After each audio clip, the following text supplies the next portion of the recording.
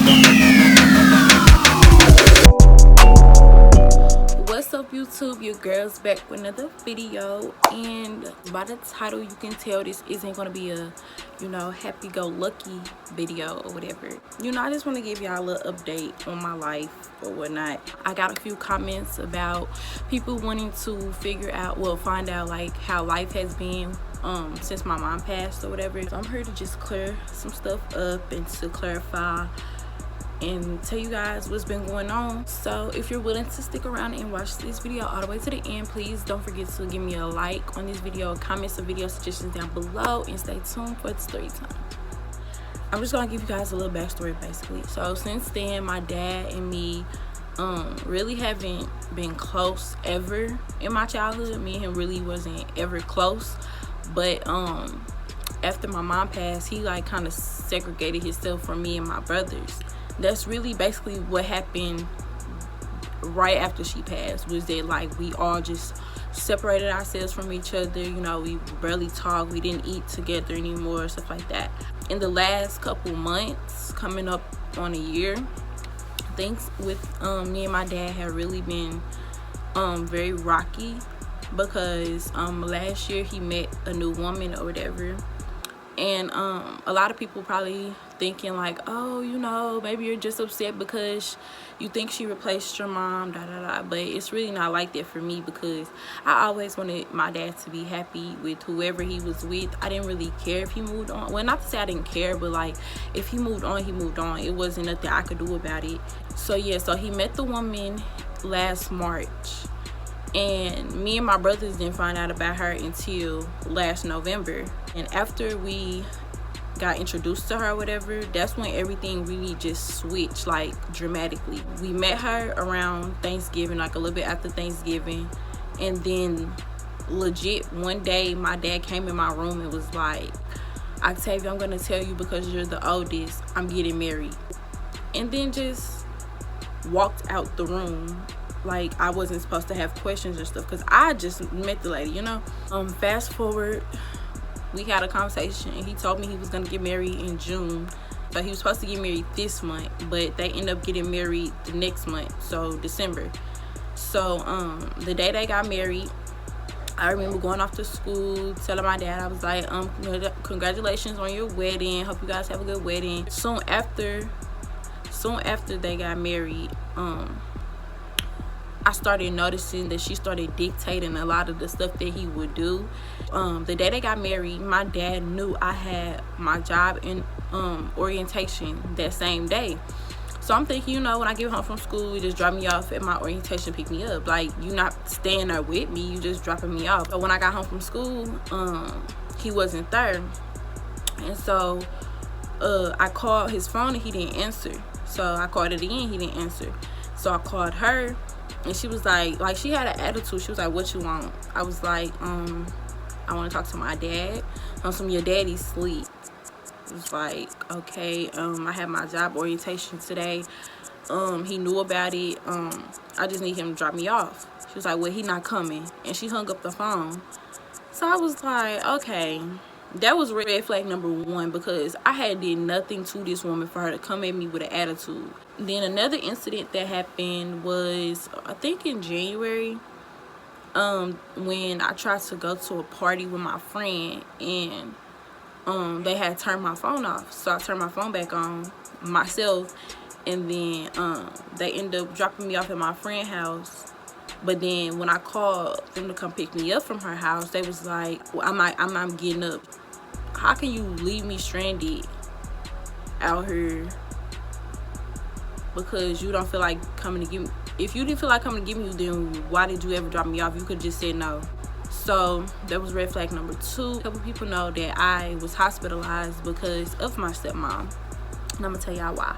In January, I got hospitalized. I went to like mental hospital or whatever. Come to find out, I had depression and anxiety.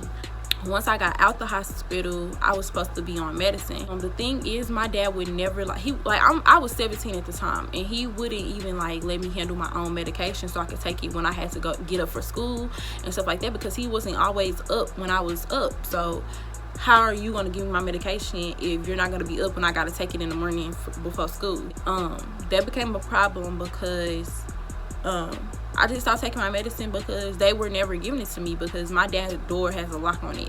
So if he wasn't there at night or whatever, it wasn't no way for me to take my medicine. If he didn't wake up in the morning, it wasn't no way for me to get my medicine and take my own medicine. So I just stopped taking it. After I had got out the hospital like a week or two, she tried to put me back in the hospital. She called the police on me because I didn't go to school because it was senior pictures day and my hair wasn't done, so I didn't want to go to school, so I stayed home from school. I mean, everybody has a day where they just don't feel like going to school, you know. But she called the police and the police came, the ambulance came, they took me to the hospital. I'm trying to tell these folks nothing is wrong with me. I just explained to her, like, I just didn't feel like going to school because it was picture day and my hair not done like how I want it to be done. So I don't want my picture, like, these is my senior pictures. These is the last time I could take these pictures. I want my hair to look how I want it to look because this is my pictures. Like, these the pictures that I'm finna hang up in my house and stuff like that. Like, I want my hair to look nice. So I just didn't go to school because I didn't want to take the pictures. That was it. When the counselor lady tried to come in and ask some questions, I told her the same thing. But then my dad was asleep the whole time we was at the hospital. And my stepmama tried to talk for him. Like, first of all, you haven't even been living with us long enough to know if anything is wrong with me or if this is just the norm for me, first of all. Second of all, you don't know nothing about me medically to even put your 2 cents in on nothing that gotta do with me medically. Like, she had the nerve to talk to the counselor and say, well, she hasn't been taking her medicine. First of all, y'all haven't been giving me my medicine. Let's start there. Let's say that. Don't try to lie and make it seem like I'm not taking my medicine because I don't want to take it. No, y'all haven't been giving me my medicine. Then she was like, well, she stayed in her room the whole weekend. Bitch, it's January. We live in St. Louis, not Las Vegas that you used to, baby. It get cold here. What the fuck, I'm 17, what the fuck am I supposed to do, play in the snow? Like, she was trying to give them reasons and try to tell them stuff so I can stay at the hospital. But I'm so happy that them doctors ain't stupid and they read through all that shit because I already spent 8 days in the hospital before and I was doing fine. So I'm pretty sure they knew wasn't nothing wrong with me because they could tell wasn't nothing wrong with me the first time I was at the hospital. So that was strike 3. Strike 4 came when she started fucking with my little brother. My youngest brother, Devontae, I miss him so much. No, he's not dead. I don't think that. So, with my little brother, she sent my little brother to a center, kind of like a residential center where, like, you send kids who, like, have anger issues and stuff like that to stay or whatever. It's like temporary housing for them. My younger brother did have a couple anger problems, but it was never nothing that bad to where he had to be sent to a whole facility to try to fix it. So he was there for about like 2-3 weeks maybe. Then he came back home. When he came back home, everything was fine. You could see the little change in him. You know, he started being nicer to her and stuff. Like, he was saying yes ma'am, no ma'am. He was doing chores now because my little brother never did chores. He was washing dishes, taking out the trash, cleaning his room, all that stuff. One of these days, I had seen my brother. You know, he was in the living room watching Netflix. And then the next day we get up for school with me and my other younger brother. So we get up for school and I'm like, where Devontae? Like, I don't know. I'm thinking, oh, maybe he went to his friend's house, you know, spent the night at his friend's house, just went to school from there. So school's over with. We all getting on the bus. We coming home. I'm like, Devontae still not here? You know, me still thinking, yeah, maybe he just went to his friend's house. He walked to his friend. We didn't live that far from school, so I'm thinking maybe he just walked to his friend. So later on that day, he still wasn't home. So I asked my dad, I'm like, you know where Devontae is? Because he acting like he don't give a fuck. So I'm like, you know where Devontae is? He was like, we sent him somewhere. We sent him out somewhere. This is the second time they sent him off. Mind you, she has no say so, no like legal consent to be able to put my little brother in a place like this. So that means she got my dad to do it. So yeah, so weeks starting to fly by and stuff. You know, I go to school with my little brother though. I had been already speaking to the school counselor and stuff. So one of the days I came and spoke with my little brother with the counselor. And he told me that they sent him to the place or whatever. He didn't even know why he was there. And that they were trying to plan. They were planning on sending me off somewhere, because first thing he asked me was, "They ain't moved you yet?" I'm like, "What you mean?" He was like, "Oh, because they said they was gonna send you off too." I'm like, what? I haven't even been doing nothing. Like, legit, I would come home from school, go in my room, close my door, watch Netflix and YouTube, and go to sleep. So after having that talk with him or whatever, I just started keeping note of stuff that was going on. Fast forward a little bit, they had my little brother at the little facility place for like 3-4 weeks, and my brother told me that the people at the place was getting upset with my dad because they were supposed to come get him, but they never came and got him. You took on legal responsibility adopting my brother, so until he is 18, you're legally responsible. So for you to just say, never mind, I don't want him no more, and just try to get rid of him any way you can and dump him off on somebody else, that it's a temporary residential spot. It's not for him to live there forever. So yeah. And they had the place had hotline my dad because he was supposed to come get him. He basically neglected my little brother. Now my little brother is in foster care. I don't know where he's at. I haven't spoke with him. I graduated school, so I can't see him at school anymore, and I don't even know if he's going to be able to go to my school next year, because I don't know where he's at. After my graduation, which none of them attended, I started staying here where I'm at now with my friend and stuff. That's why you see Dirk in a lot of my videos now, and you see us together on Instagram and stuff, because I stay with them now. And I've been living here since the last day of school, so coming on a month. I've been living here for a month now, because when I first got here, I legit only had the blue bag on my back, so I didn't have no clothes and stuff. So when I came home to get my clothes, or to get a couple clothes to stay here, I had mail on my bed. So hold on, I'ma just, you know, take a picture and insert it. This letter is to inform you it has come time for you to get on with your life and move out of my home. I will give you 5 days to find other accommodations. I don't know where you have been staying for the last month or so. First of all, the date on this is May 30th. My last day of school was May 24th. So between May 24th and May 30th, that was 6 days. So how was I living here for a month? And it had only been 6 days since I had my last day of school. Lie number one. Then he said, but it will be wise for you to make it a permanent destination. First of all, I start college August 21st. So I wasn't even going to be staying in my dad's house for a permanent destination, nor was I planning on staying here for a permanent destination. I still plan on getting me a car and an apartment, because that was always my plan, because I didn't plan on staying on campus anyway, and I feel like an apartment would be cheaper than me paying $10,000 a year. I had already spoke with my dad about this plan, about me getting an apartment for me to stay in for school. I already told my stepmama this. So I don't know how he felt that me staying here meant kick me out, because I had only been here for 6 days. First of all, the only reason why I was choosing to stay here is because the woman who owns this house, my friend's mom, she's wonderful. She's like a second mom to me. I love her. But yeah, so she was actually helping me go to job interviews and get a job, because my dad kept telling me that, like, anytime I had a job interview or I had to get to work, my dad would tell me to find another way, or that he couldn't drive. But anytime it came to my stepmama needed to go somewhere, he was driving her there. I'm trying to save up for a car and an apartment. So in order for me to do that, I would have to have a job. And if you're not willing to take me to job interviews for me to, you know, get a job and then eventually save up for a car so you don't have to drive me anywhere no more, then why would I choose to stay with you if you're not helping me out at all? And then he was like, because of your behavior and lack of respect. First of all, like I said, anytime I was at home, I was in my room. So, and I slept most of the days, so I don't know why he says my behavior was bad and my lack of respect. I feel like at this age, I'm 18 now.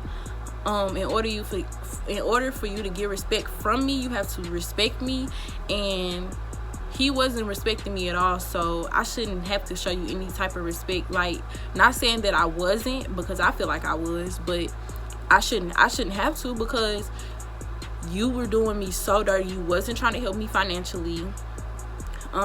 You were trying to hold me back, knowing I had things to accomplish this summer in order for me to attend college. You made me lose my job because you stopped taking me to work because I had to find another way.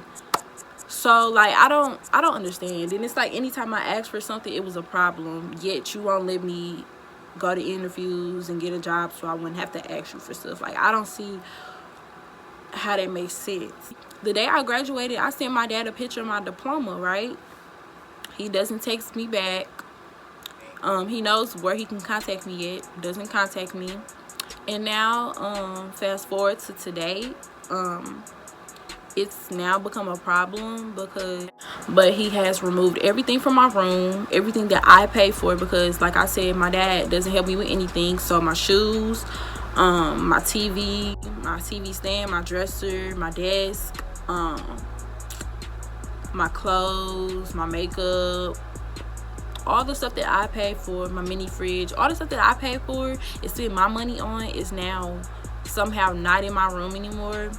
Last time I went over there, I spoke with him and told him that I was getting an apartment and that I had just got a job that I start in like 3 days. And he still continued to remove everything out my room. It makes no sense. I don't see what the rush is. If I tell you I'm moving out in 2 months, so why can't you just wait 2 months? Like, come to find out, my stepmom is moving into my room, and I'm finding that weird, because why aren't you sleeping with the man that you rushed to marry? Come to find out, it's because my dad sleeps too loud. So y'all kicked me out my room, moved all my stuff out my room because she think that you sleep too loud, and so she needs to have her own room. What I feel like is that this woman had an underlying motive. I think that my stepmom took advantage of my dad's situation and the fact that he was grieving my mom's death. And I think that she knew he was weak, and she tried to feed him lies, making it seem like she loved him so she could have a free place to stay, because she had just moved from Las Vegas, so she has no family here. Because she stayed in the loft here when she first started dating my dad, and then she moved in right after they got married. So I think she was rushing for them to get married so she could move in. She doesn't pay any bills, so now she's living in a place for free. The fact that you married a man but you can't deal with his sleeping, some minor, you clearly don't love him. My little brother said they plan on moving to Florida in 2 years once he graduates, and her family stays in Florida. So I feel like what she's doing is she's going to push all of us away out of my dad's life, move him down to Florida, kill him eventually, and take all his money. That's what I really feel like. And I feel like she probably did that with her last husband. I just gotta do away with my dad. I gotta wash the energy out, because at this point I feel like I'm doing the best I can for myself, and for somebody to constantly put more burdens that's on top of what I already got to deal with is really stressful. And the fact that I got to deal with anything at all is stressful, because I could have been getting help getting a job. I could have been got a job. I would have been had a car by now. If my dad would have kept taking me to work when I worked at Kohl's back in January, I would have already had a car by now. I mean, now I got a shorter amount of time to try to get my life together, but I'm praying and putting my faith all the way in God. Like, I'm putting everything in God's hands right now and trusting in him that I can, get my car in the next month, and then get my apartment a month after that. So, I've been looking for apartments and all this other stuff, looking at cars and stuff. So yeah, if you guys have any advice on getting apartments, or like getting cars and car notes and insurance and all that other stuff, can you please comment some advice down below, or DM me on Instagram? So if you have any way of helping me out in any type of way, let me know. Comment some stuff down below. DM me. My Instagram is LULSHAAWT. Y'all already knew that. Even though I'm going through this rough patch in my life, I'm not giving up. I'm not finna give up, because that's what they want. what I'm finna do is I'm finna get my car, get my apartment, stunt, and motherfucking make it work, period. And what's crazy is that my dad is a pastor, so for him to be doing all of this, karma and God is gonna get him. It's gonna bite him in the ass, and I can't wait. I can't wait. If you enjoyed this story time and want to see more, make sure you subscribe to my channel if you haven't already. Enjoyed a family, baby, because we lit on her, okay? You know, we be having our little rough times, but we lit overall. We lit. New hair video coming up too, so stay tuned for that, because the bitch gonna have a whole new hair color, you feel me? I'm finna switch it up. Don't forget to like this video and comment some more video suggestions down below, and don't forget to follow me on Instagram and Snapchat. Everything is going to be in the description down below. I love you guys, and I'll see you guys for my next one. Bye. Okay.